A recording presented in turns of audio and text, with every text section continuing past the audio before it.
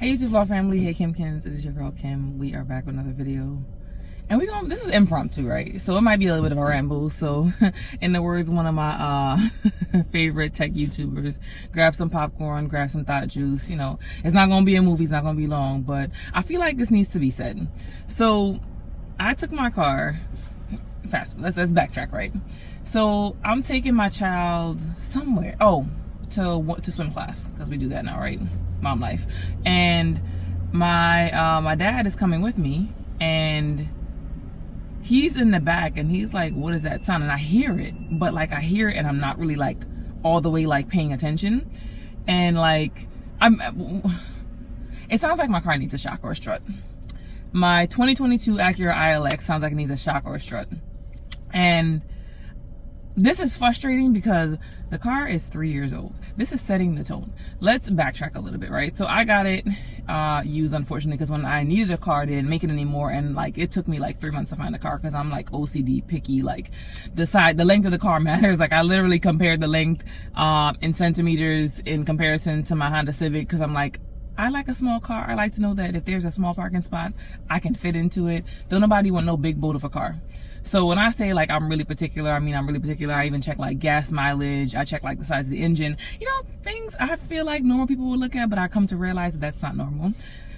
However, so I'm like really, really picky, really OCD about my car. And I picked that because I'm like, okay, well, it seems like an upgraded version of a Honda Civic. Like, why would I want to go from a Honda Civic to another Honda Civic? Like, I'm paying for it. I want to feel like I've gotten something that's, you know, slightly better.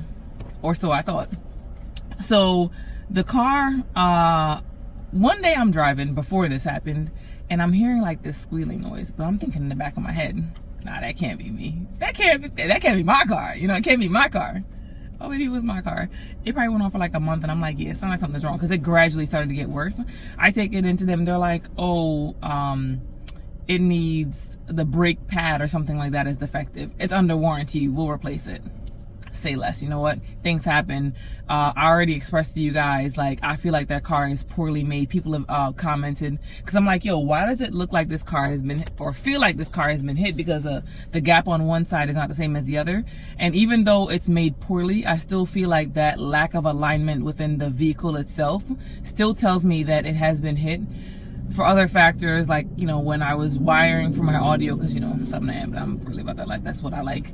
And my cousin, he did it for me, and I'm like, yo, why is this piece of, I don't know what it is, like plastic or cover or whatever it is that goes over like the base of where the door sits when you shut it, why is it not going down? So he lifts it up, and I promise you, he pulls out a chunk of paint like this.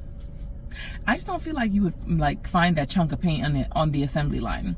That was one. And then he had to paint the rim because I scratched the rim. That's the other thing that I hate. Like, these rims scratch so easily. There's not that much tire. And he had to paint the rim, and he took it off. He was like, yeah, this rim had an extensive repair. And that was all on the same side. Now, granted, they rotated, but how coincidental that there's a chunk of paint that he finds.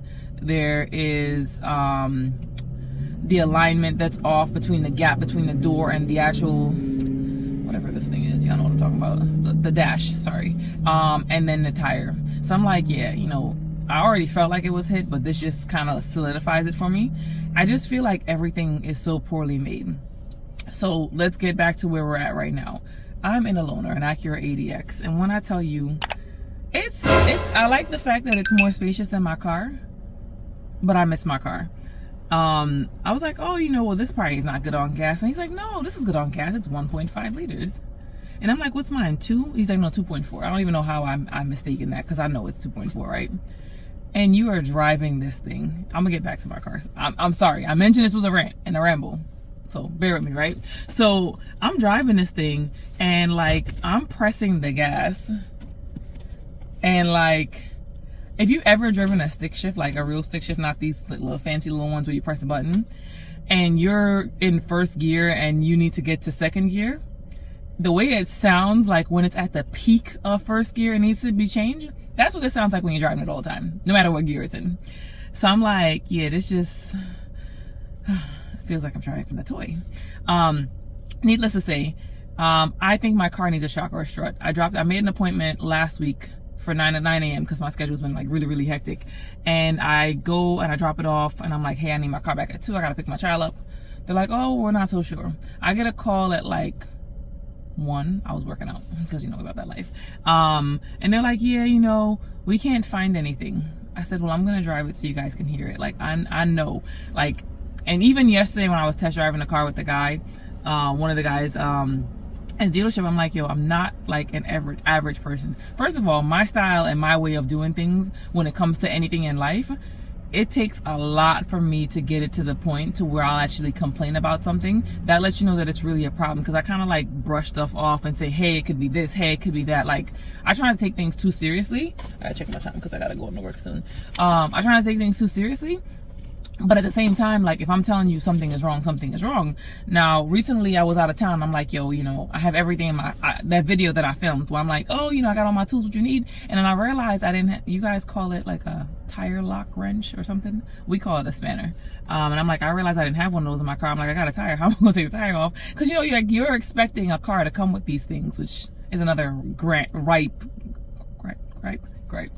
That's what I meant. Another gripe that I have, it's like, it literally costs car companies $20 to put a spare tire and a lug nut wrench or a spanner in the car.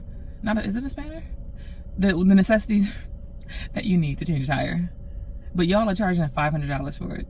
Like, that's asinine. Anywho, so I'm in this loaner because my car's at the dealership. I'd go on a test drive with him. He's like, yeah, we went over some speed bumps. I said, I'm telling you, it sounds, I said, I have an older Civic, like, it's old.